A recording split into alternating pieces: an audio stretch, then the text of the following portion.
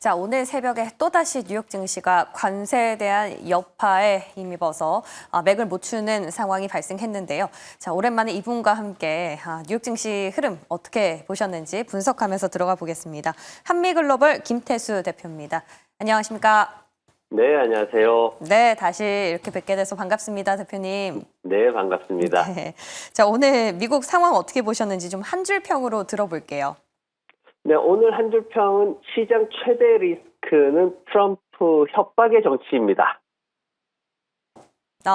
트럼프 협박의 정치다. 어떻게 좀 안 좋게 보시는 것 같아요. 부정적인 뉘앙스가 느껴집니다. 네, 그렇습니다. 트럼프 대통령이 캐나다 철강 알루미늄에 대해서 관세를 50% 인상하겠다고 발표를 했습니다. 그러면서 자동차 관세도 상당히 인상을 하겠다라고 위협을 했습니다. 그런데 이제 문제가 어떤 거냐면은 트럼프 1기 시절 2017년도, 2018년도 해가지고 이미 이런 상황들을 겪었단 말이죠. 그러면 그 시간 동안 다른 나라들이 손 놓고 있던 게 아닙니다. 우리나라도 중국이나 미국의 그런 것들에 대해 가지고 상당히 이제 준비를 해왔듯이 다른 나라들도 이제는 굉장히 강경하게 대응을 하고 있고 트럼프의 협박이 예전처럼 효과가 제대로 안 나오고 있는 이런 상황이고 오히려 역풍을 맞을 수도 있다라는 우려가 확산이 되고 있습니다. 그러면서 이제 트럼프의 무역 전쟁이 시장의 가장 큰 리스크로 자리를 하고 있는 거고 지금 기관들의 경제 전망이 크게 낮아지고 있는 이런 상황들이 오고 있고 또 하나는 투자자들이 경기 침체 가능성을 지금 얘기를 하고 있단 말이에요. 그러면서 이제 월가 분위기가 점점 더 이제 불길하게 돼가는 이런 상황들이 진행이 되고 있습니다. 백악관 측에서는 이런 부분들을 좀 달래려고 노력을 많이 하고 있습니다. 그러면서 이제 백악관 대변인이 나와가지고 주식시장은 일종의 스냅샷이다. 이런 숫자들은 스냅샷이다라고 하는 게 뭐냐면 이제 일시적인 것이다라고 이제 그렇게 이제 좀 넘어가려고 많이 노력을 하고 있는데 사실 이런 부분들이 월가에 제대로 먹히지는 않는 상황이고 내일 갈수록 모레로 갈수록 더 어려워지는 일들이 많이 남아 있습니다. 내일은 CPI 데이터 나오는데 예상치 넘어설 수 있다는 얘기가 나오고 있죠. 그리고 목요일 날 신규 실업급여 신청자 수도 나오는데 이것도 또 추가적으로 올라갈 수 있는 게 지난밤에 나온 경제 데이터들이 그다지 좋지 않았습니다. 지난밤에 보면은 중소기업 낙관지수가 지금 2024년 10월 이후에 최저 수준을 기록을 했어요. 지금 불확실성이라는 게 기록상 두 번째로 높은 수준이 기록이 됐단 말이죠. 굉장히 높은 수준입니다. 그러면서 중소기업을 운영하고 있는 이 경영자들이 앞으로 6개월 동안 사업 여건이 개선되지 않을 것이다. 이렇게 지금 얘기를 하고 있고 해고자 수도 6개월 내 최고치를 기록을 했는데 2024년 지금 7월 이후에 가장 높은 수준으로 326만 6천 건이나 기록을 했습니다. 건설이라든가 이쪽에서 이제 좀 많이 이제 해고가 됐고 그리고 중서부 지역, 북동부 지역에서 가장 크게 증가가 되면서 뭔가 제조업 중심의 지역들이 굉장히 안 좋은 그런 모습들을 보였습니다. 자, 뭔가 매크로 지표를 봤을 때는 답이 없어 보이는데 어떻게 좀 주요 섹터별로 봤을 때는 저희가 힌트를 좀 찾을 수 있습니까? 네, 지금 시장에서 이제 업종들이 그나마 한 두세 개 업종들이 버티는 모습으로 밤새 계속 지속이 되다가 막판에 전 업종이 하락하는 쪽으로 이제 마무리를 했습니다. 장 마감이 지금 굉장히 또 더 안 좋게 이렇게 흘러가는 모습 보였는데 아무래도 말씀드렸던 것처럼 CPI 데이터가 조금 우려된다라는 그런 염려가 좀 있습니다. 일반 산업이나 필수 소비재 헬스케어 업종들이 마이너스 1% 이상 강하게 하락을 보이면서 시장 하락을 주도를 했고요. 그나마 임의 소비재와 정보기술 업종이 좀 하락률이 낮게 나오면서 선방하는 그런 모습을 보였습니다. 일반 산업업종이 지금 1.5% 가장 크게 하락을 보였습니다. 그 배경에는 항공주들이 있었는데 이 항공주들은 굉장히 지금 어려운 상황으로 빠르게 급락하고 있는 모습 보이고 있습니다. 경기 침체에 대한 우려가 가장 큰 원인이다 이렇게 분석이 되고 있는데 일반 승객 항공 산업이 2% 가까이 하락을 했죠. 그리고 이제 화물 항공 산업이 3% 가까이 이렇게 하락하는 모습들을 보였습니다. 특히 이제 지난밤에 나왔던 종목이 델타 항공이 지금 수익 예측치를 낮추면서 다른 산업들에까지 빠르게 압박을 하고 있는 즉 크루즈라든가 아니면은 여행 관련 예약 사이트라든가 이런 부분들로 인해서 빠르게 좀 하락세가 압박을 받고 있는 그런 모습을 보이고 있습니다. 경기 침체, 수요 약화 이런 것들이 이제 심화되고 있다는 얘기를 하고 있고 그리고 항공주도 사실 최근에 이제 좀 상승하는 모습을 보이고 있다가 지금 최근 들어서 한 1, 2주 사이에 빠르게 이제 추세를 이탈하는 모습 보이고 있는데 델타항공도 7%나 지난밤에 급락하는 모습 보였습니다. 여기에 이제 유나이티드 항공 같은 경우에도 미국 소비자들의 지출이 둔화되고 있다 이러면서 이제 여행 수요가 약해질 것이다라고 그렇게 예상을 하면서 예측치를 갖다가 가이드라인을 갖다가 굉장히 낮추는 이런 모습을 보였고 거기에다 이제 또 트럼프 대통령이 이민자들 단속을 크게 하고 있거든요. 거기에다가 이제 무역 전쟁도 또 하고 있고 그러다 보니까 전반적으로 돈을 쓰는 거에 있어 가지고 굉장히 좀 두려워하고 있다 이런 얘기들이 나오고 있습니다. 그래서 항공사들뿐만 아니라 카니발이라든가 아니면 노르웨이 크루즈라든가 뭐 이런 크루즈 회사들도 지금 실적이 굉장히 안 좋게 나올 것이다 이렇게 예측이 되고 있고 더불어서 지금 에어비앤비 같은 숙박업체들도 굉장히 안 좋게 지금 예측치가 나오고 있는데 에어비앤비도 지난밤에 5%나 하락하는 모습을 보였습니다. 그리고 지금 또 하나 볼 업종이 이제 이미 소비재 업종인데 가장 낮게 하락을 했습니다. 이제 그 안에 봤더니 자동차 산업이 3%대 급등을 보였습니다. 테슬라가 그동안 이제 50%나 급락을 하면서 이제 반대로 한 3% 반등하는 모습이 있기도 했는데 중요한 거는 중국 전기차 기업들의 상승세, 급등세가 이어졌습니다. 지금 샤오펑 같은 경우에는 인간형 로봇 프로젝트에다가 최대 138억 달러 넣겠다 이렇게 얘기를 하고 있고 그러면서 이제 어떤 중국에서의 로봇 사업에 대한 어떤 투자 이런 것들이 매년 최대 약 한 140억 달러까지도 이어질 수 있다 이런 얘기가 나왔습니다. 그래서 테슬라가 로봇 사업 비중을 늘리면서 샤오펑도 지금 휴머노이드 아이언 선보이면서 빠르게 또 쫓아가려는 이런 모습 보이고 있어서 어떤 중국의 투자 확대 이런 것들이 샤오펑을 14%나 상승시켰고 리오 같은 경우에도 17%나 급등하는 모습을 보였습니다. 지금까지 한미글로벌 대표 김태수였습니다. 자, 뉴욕 증시도 지수단에서 봤을 때는 무언가 답답한 느낌을 지울 수 없지만 그래도 개별 섹터나 종목단으로 들어갈수록 조금의 희망을 찾을 수 있는 대목이 있었는데요. 우리 증시도 비슷해 보입니다. 그래도 그나마 지수에서 선방을 해줬던 코스피와 코스닥이었습니다.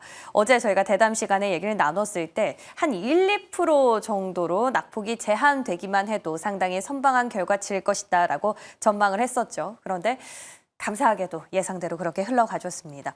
그리고 안에 섹터별로 보시면요. 조금 더 희망의 끈들을 줄 수 있는 대목이 있었는데요. 바로 로봇입니다.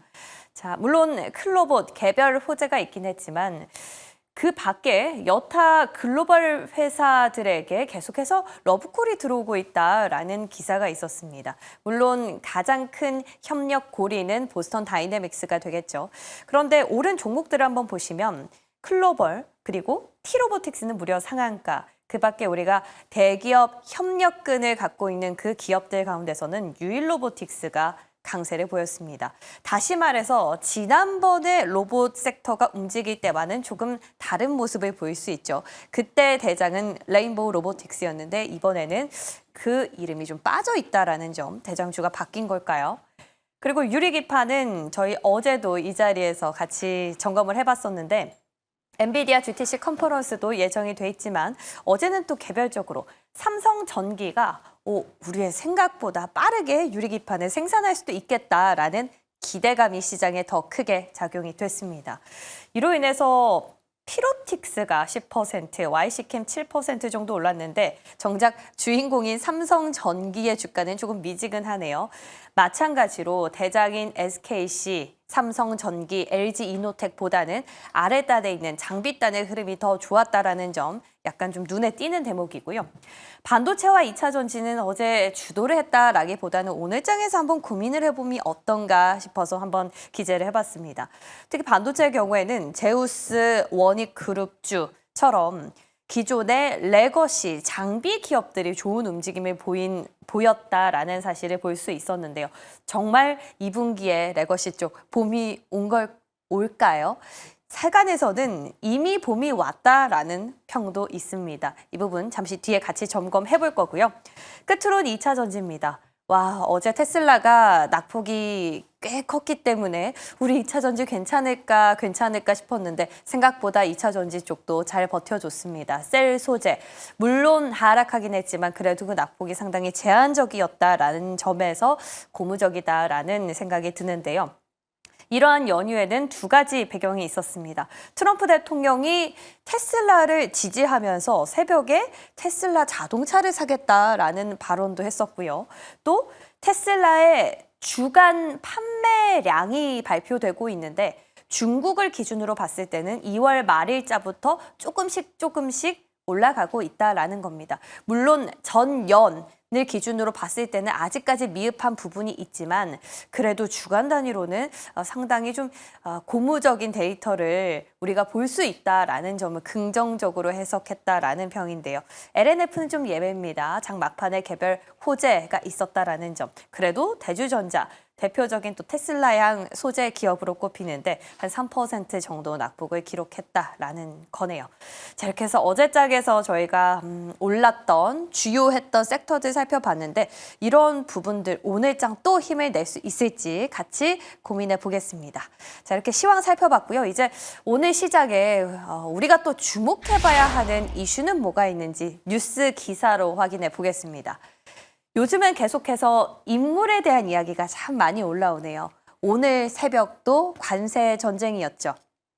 자, 트럼프 대통령이 오늘 새벽엔 또 SNS를 통해서 캐나다산 철강과 알루미늄에 25% 관세를 더 추가해서 최종 50%를 부과하도록 지시했다라고 밝힌 건데요. 이 시점은 현지 시간 12일 아침부터라고 밝혔습니다.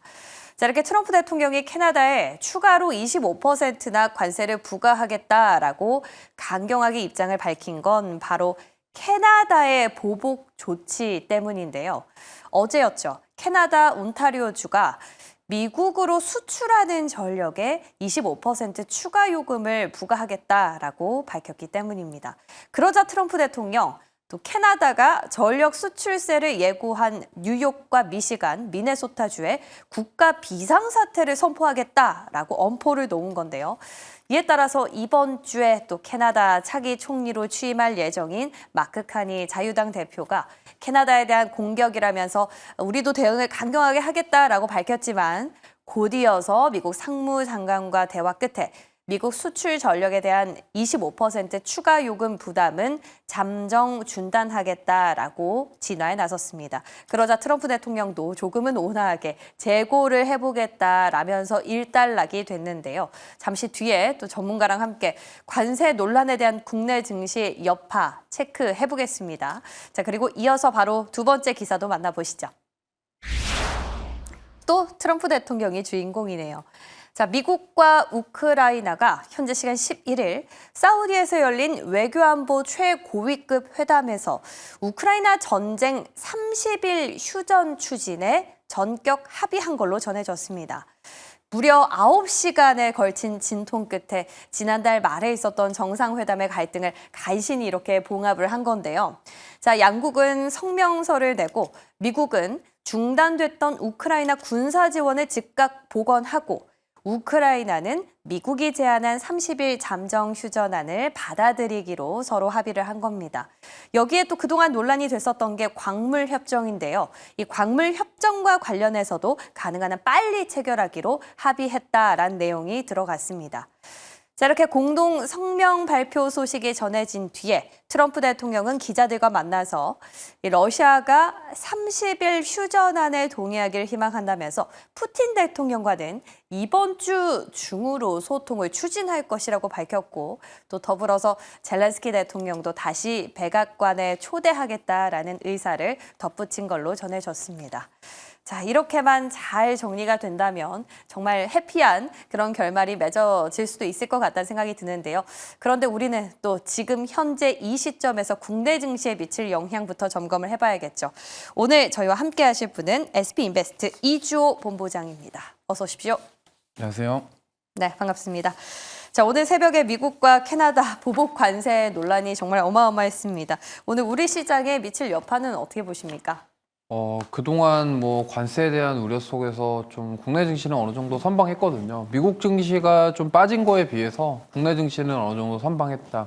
근데 오늘 저 소식에 의해서 충격이 있을 거다라고 보기보다는 이제는 어느 정도 뭐 이제 뭐 내성이 생기지 않았나 이렇게 생각하기 때문에 큰 충격은 있지 않을 것이다 이렇게 예상을 하고 있습니다. 근데 다만 중요한 것은 계속적으로 저렇게 오락가락하는 가운데 불확실성이 더 커지는 것이 아니냐에 대한 부분들이 조금 우려스럽긴 하지만 그래도 국내 증시에 충격적인 뭐 그런 건 아니다라고 생각을 하고 있고 이미 어느 정도 내성이 생긴 상황 속에서 이제 시장 참여자들은 개별 종목 그리고 이슈가 있는 쪽으로 더 찾아가는 종목 장세가 더 이어질 가능성이 높다라는 점 참고하시면서 대응해 보시면 좋을 것 같고요.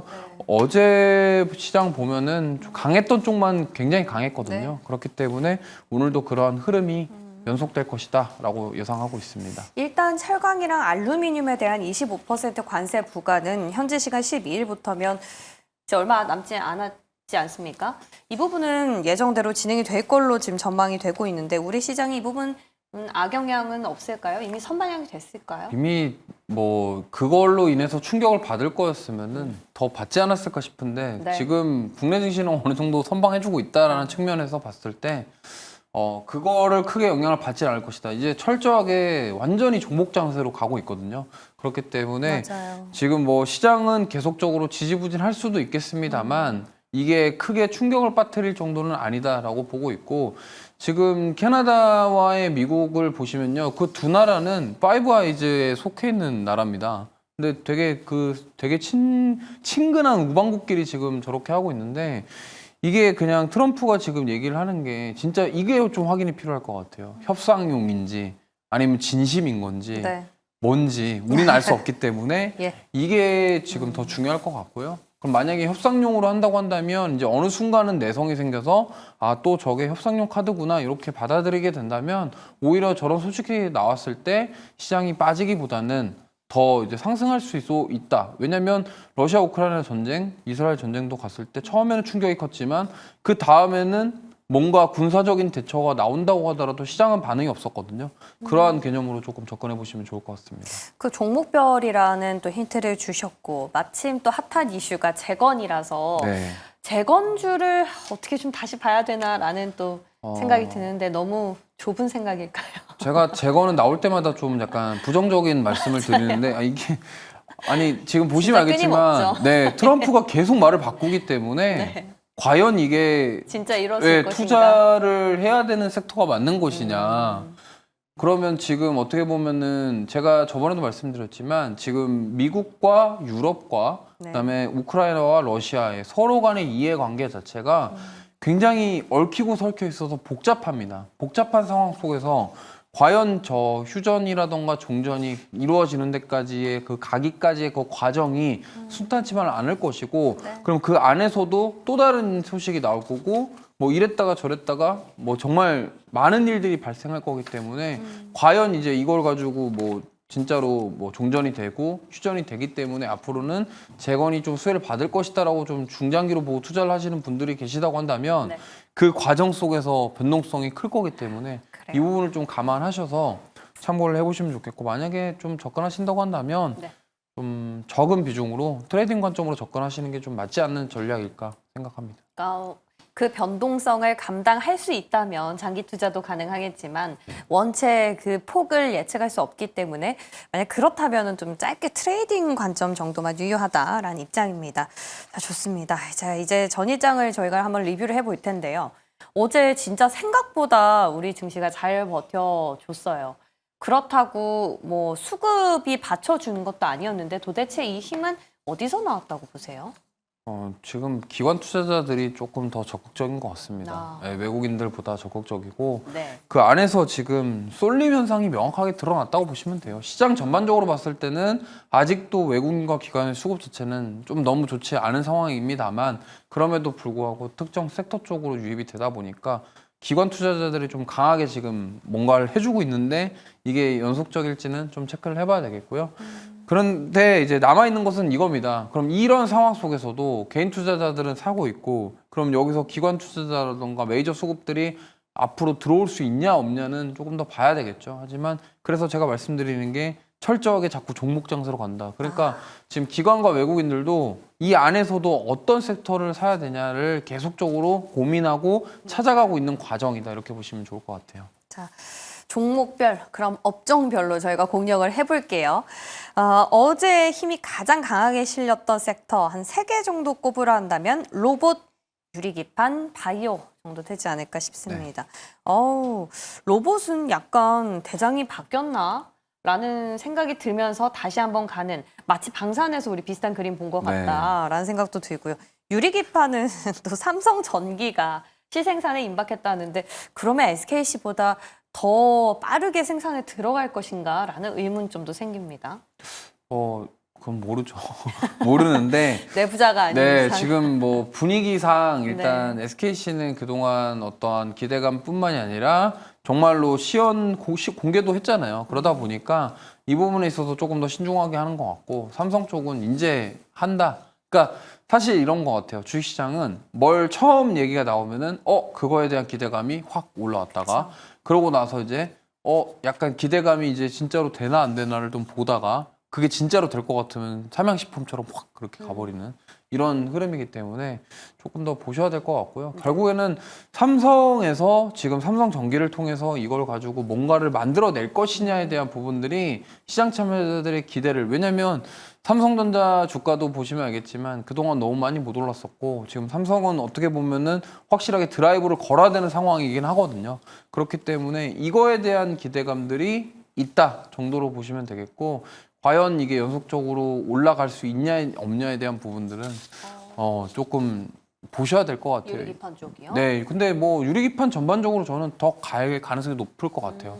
근데 다만 이제 그 기대감을 이제 더 충족시켜 줄 수 있냐에 대한 부분이기 때문에 요거는 한 번 더 보셔야 될 것 같은데, 아직 모멘텀은 남아 있습니다. 근데 저 유리기판에 대한 수익성이라던가 이런 것들이 확인될 때까지는 조금 더 뭐 시간이 있기 때문에, 당연히 좀 급등했다가 또 조정 나왔다가 또 급하게 움직이기 때문에 그런 것들만 주의하시면 좋겠고요. 지금 어떻게 보면은 시장에서 기대감이 굉장히 부족한데 저런 신사업에 대한 기대감들이 불러와주고 있다. 이렇게 보시면 좋을 것 같아요. 그럼 어제장에서 조금 본부장님이 보시기에 유효한 상승이다라는 생각이 들었던 섹터는 뭐가 있을까요? 뭐 지금 뭐 아까 말씀하신 어제 올랐던 섹터들이 네. 대부분 다 지금 유효하다, 추가 상승 여력은 있다라고 장대 생각합니다. 양봉으로 힘이 올라오는지를 보자라고 네. 저희가 어제 말씀드렸었는데 그런 섹터가 로봇이랑 기판이 아니었나 싶거든요. 네, 맞아요. 유리기판이랑 로봇주들이 오늘도 저는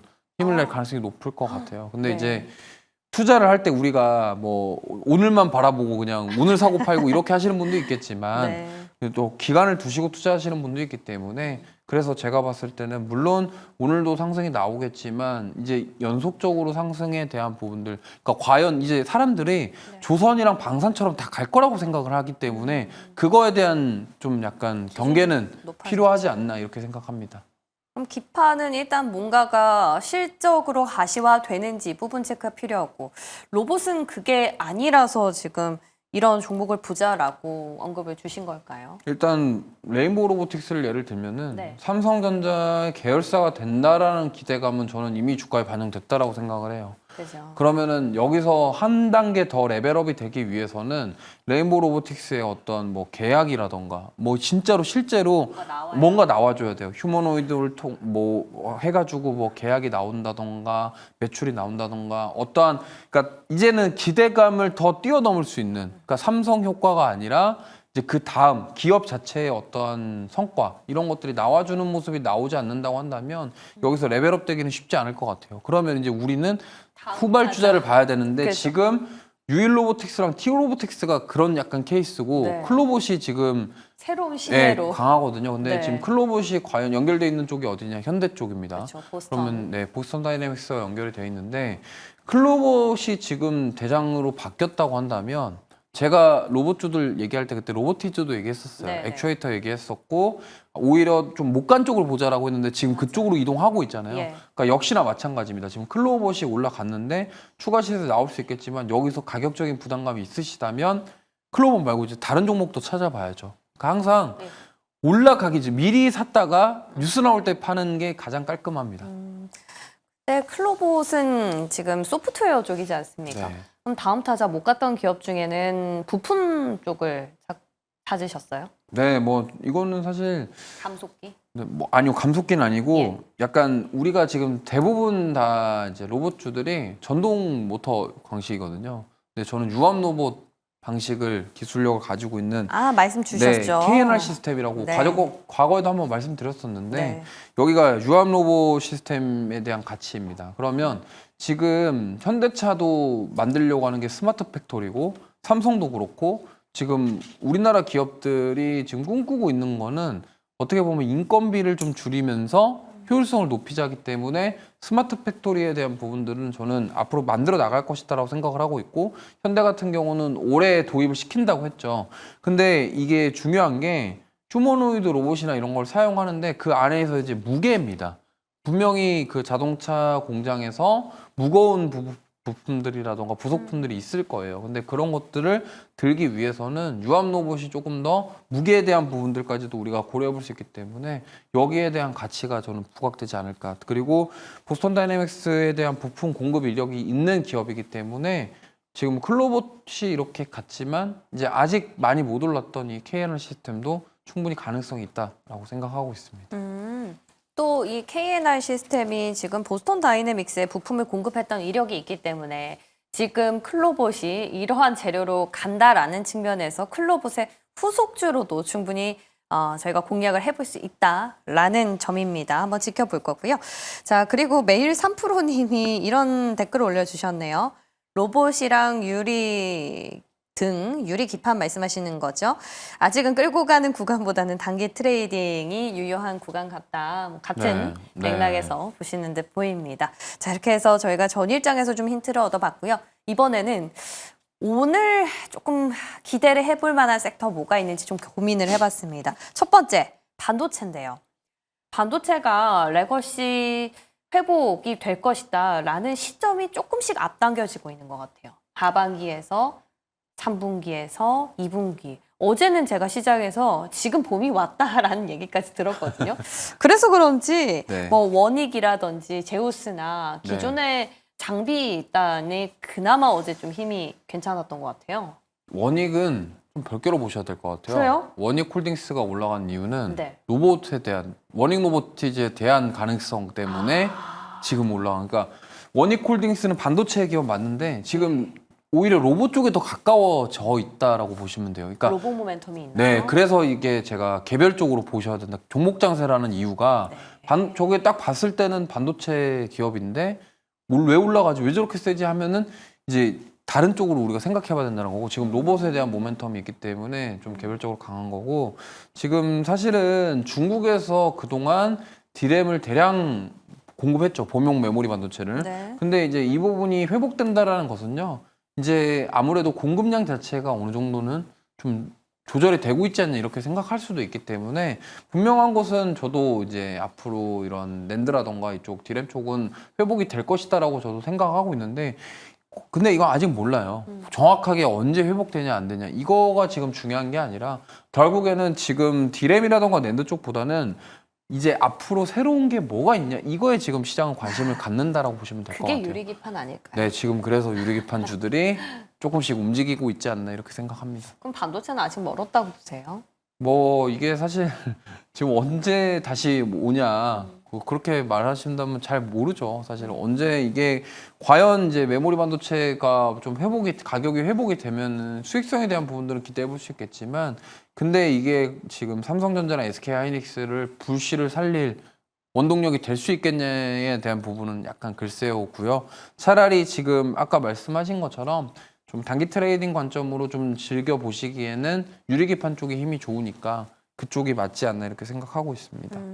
그러면 캠트로닉스도 유리 기판과 관련해서 네. 볼만한 기업으로 꼽아주신 거지 반도체 회복에 대한 기대감은 아니다라는 말씀이시네요. 지금 반도체 회복은 사실 네. 지금 미국 증시 필라델피아가 올라와줘야지 뭔가 좀 답이 보일 것 같고요.